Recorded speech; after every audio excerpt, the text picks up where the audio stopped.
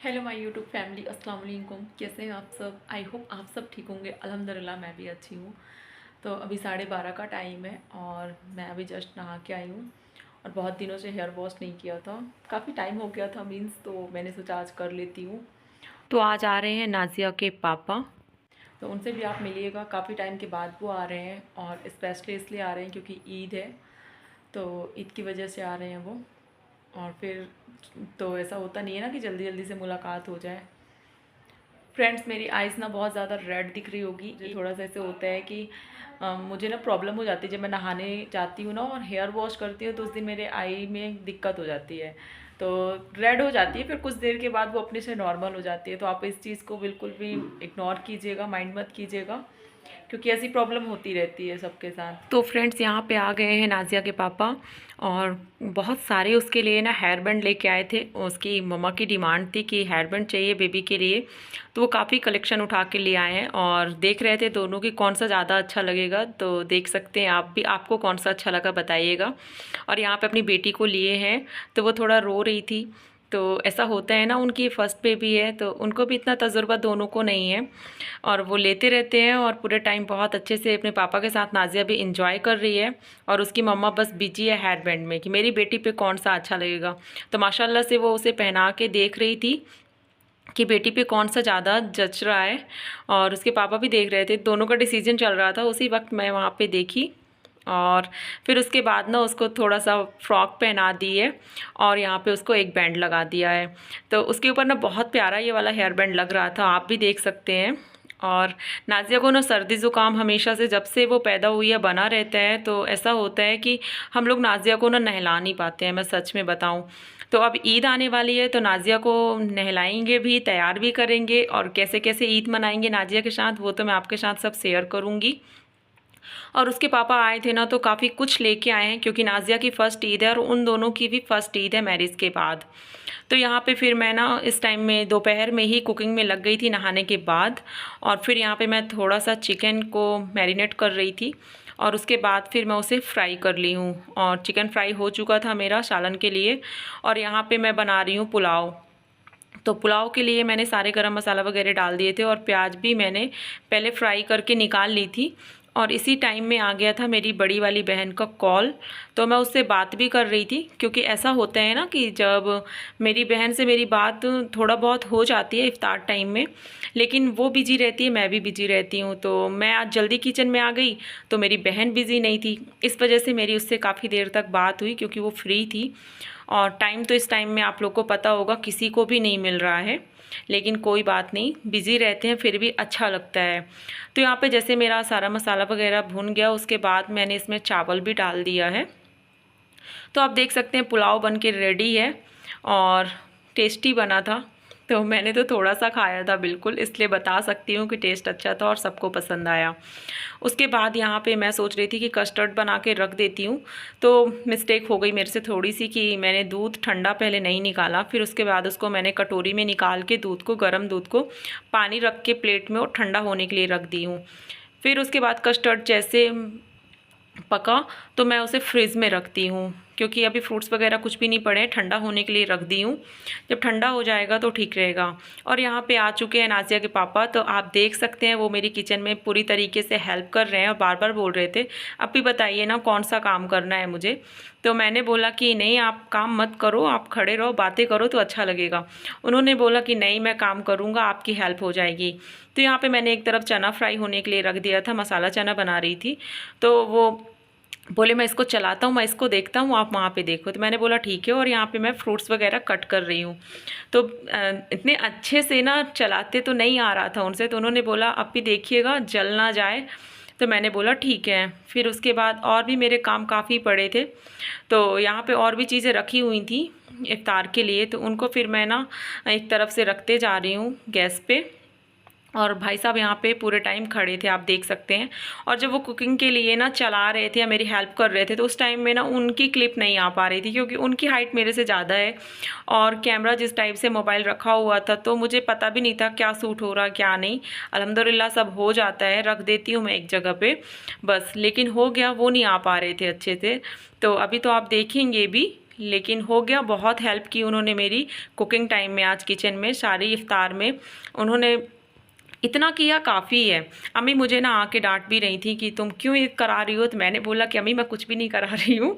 तो बोलते नहीं अम्मी मैं करूँगा, और भी बताइए ना मैं क्या कर सकता हूँ। तो मैं बोली आप कुछ नहीं कर सकते और आप मत कीजिए, क्योंकि हर एक चीज़ें ऐसा लग रहा था ना मुझे कहीं कुछ जल ना जाए, क्योंकि दोनों तरफ चूल्हे जल रहे थे और चीज़ें गर्म होती हैं। तो बता रहे थे कि जब शाजिया शुरू शादी होके गई थी ना, अप्पी तो बहुत ज़्यादा जल रही थी। तो मैं बोली हाँ, उसके बहुत ज़्यादा ना हाथों में आज भी निशान बने हुए हैं जलने के, क्योंकि शाजिया शादी से पहले कभी भी घर में कुछ भी काम नहीं की है। ये चीज़ हम लोग के आसपास रिश्तेदार सबको पता होगा। छोटी बहन थी, बहुत नाज से पली है, तो घर में जो छोटे होते हैं उनको रहता है। और अगर कोई घर में आ जाता था ना, और अगर चाय भी बनानी पड़े ना, तो शाजिया का ये रहता था कि शाजिया ना चारों तरफ हम लोगों को देखती थी कि कौन दिख जाए तो वो चाय बना दे। तो अम्मी के पास हमेशा से ये रही है।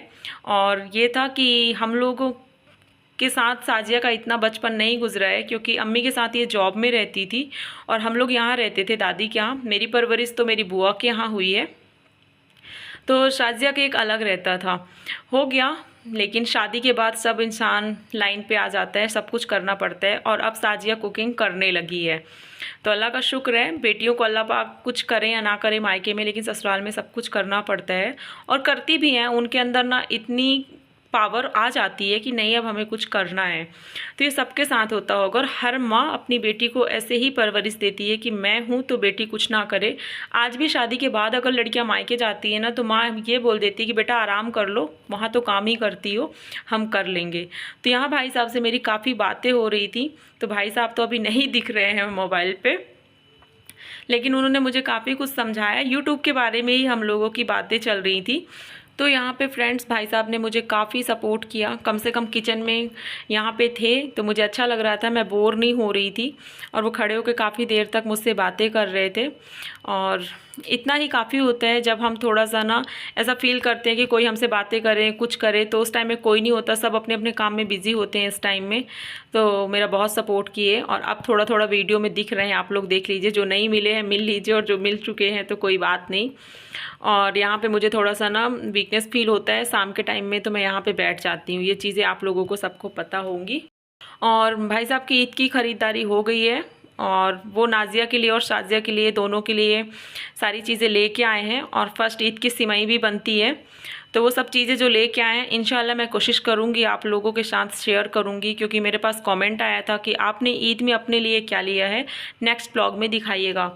लेकिन टाइम इतना कुछ होता नहीं है कि सारी चीज़ें मैं दिखा सकूँ, लेकिन अब मैंने सोचा है कि दिखाऊँगी ज़रूर इंशाल्लाह।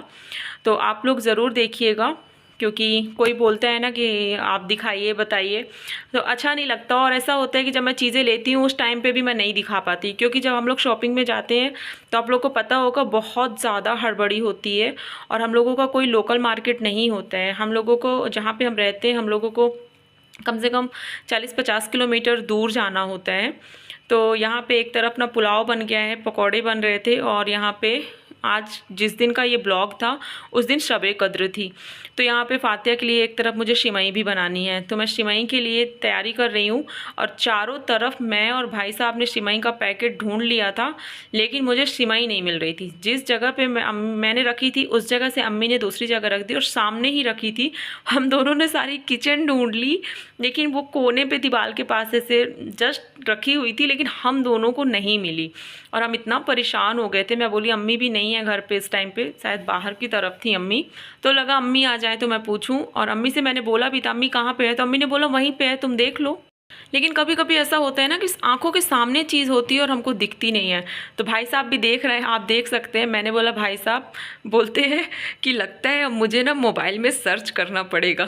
तो मैंने बोला कोई बात नहीं, ढूंढने में मिल जाएगी, और अम्मी से पूछूंगी तो अम्मी फिर डांट लगाएंगी कि सामने रखी और मिल नहीं रही है। और फिर अचानक से मेरी नज़र चली गई, तो फिर वो मिल गई थी। और यहाँ पे पानी आ गया था, अम्मी ने मशीन ऑन कर दी थी। तो ये पीने वाला पानी ना हम लोग यहीं से रख लेते हैं, जो यूज़ में आता है बनाने के लिए और पीने के लिए। तो मैंने उसको उसी टाइम में भर लिया। और यहाँ पे ना होते होते ये हो गया कि मैं सिवई तो डाल दी हूँ थोड़ा सा फ्राई होने के लिए, और आप देख सकते हैं कि मेरा माइंड ना एक जगह पे बिल्कुल नहीं है, वो दोनों तरफ घूम रहा है और मेरी सिमाई इसी दरमियान थोड़ा सा जल गई। अब मुझे इतनी टेंशन हो रही थी और मैं सोचूं ऐसे हाथों से उठा लूं, लेकिन ये हुआ कि वो बहुत गर्म थी। फिर मुझे लगा कहीं मैं जल ना जाऊं, वो थोड़ा सा ऐसे ब्लैक ब्लैक हो गई थी, आप देख सकते हैं वैसे गंज पे लग चुकी है। तो मैं उसे किनारे की और जो ऊपर की थी ना मैंने उसे भी किनारे कर दी। लेकिन बात ये होती है जब हमसे किसी चीज़ में मिस्टेक होती है तो उसका टेस्ट उतना ही ज़्यादा बढ़ता है। तो डर तो बहुत ज़्यादा मुझे लग गई थी कि क्या होगा, लेकिन फातिया की चीज़ में ना एक अलग बरकत होती है। फिर मैंने ऊपर की किनारे कर दी और उसके बाद थोड़ा सा घी डाल के बघार लगाई। और मैं पूरा ध्यान इस टाइम पे अब सिमई में रख ली हूँ, क्योंकि मैं ठान ली थी कि अब मेरे को दिमाग यहाँ वहाँ नहीं ले जाना है। नहीं तो ऐसा होता है कि 2-3 तरफ हमारे दिमाग जब होते हैं ना तो हमारे काम बिगड़ जाते हैं। और अना भी आ गई थी इफ्तार के लिए, तो इलायची मैंने उसको तोड़ के नहीं डाली थी, तो वो अचानक से ना फूटी और ऊपर आ रही थी। तो मैं अना को बोली अना किनारे हो जाओ, जलना मत, क्योंकि मुझे तो डर लगता है मेरा चल जाएगा, अना का नहीं चलेगा। जो इफ्तार कंप्लीट मेरी बन गई थी, मैं अम्मी को जल्दी जल्दी से दी कि अम्मी सब जगह के लिए लगा दें। और उसके बाद मैंने सिमई भी डाल दी है अब दूध में। दूध में जब उबाल आई उसके बाद ही डाली थी। तो फ्रेंड्स जब सिमई बन गई थी मैंने देर नाइट अपनी सिस्टर से पूछा था कि ये बताओ आज मुझसे ना बहुत बड़ी मिस्टेक हुई थी सिमई में, सिमई आज बनी कैसी थी? तो बोलती है सिमई तो बहुत ज़्यादा टेस्टी थी। तो मैंने बोला सच बोल रही है? तो बोलती हाँ मैं सच में बोल रही हूँ। और उन्होंने बोला कि तुम्हारे भाई साहब भी बोल रहे थे कि बहुत टेस्टी थी। तो मैं बोली पता है सिमई ना मुझसे थोड़ा सा जल गई थी। बोली बिल्कुल टेस्ट में तो फ़र्क नहीं लग रहा था, बल्कि और ज़्यादा टेस्टी लग रही थी।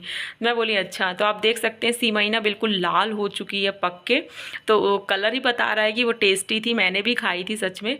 फिर अम्मी ने सारी इफ्तार तैयार कर ली थी, फ्रूट्स वगैरह कटिंग करके, और मैं और अम्मी ने सारा मिलजुल के किया। और इसमें भी भाई साहब ने हेल्प की थी यहाँ तक सेट करने में। तो अल्हम्दुलिल्लाह से दस्तरखान रेडी है और इफ्तार का भी टाइम हो चुका था।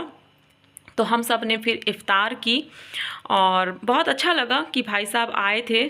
तो फ्रेंड्स वीडियो में यहाँ तक आ गए हैं तो मेरे चैनल में नए हैं तो सब्सक्राइब कीजिएगा, और पुराने फ्रेंड्स हैं तो मेरे वीडियो को लाइक कीजिएगा, कमेंट करके अपना फीडबैक ज़रूर दीजिएगा कि आज का ब्लॉग आपको कैसा लगा।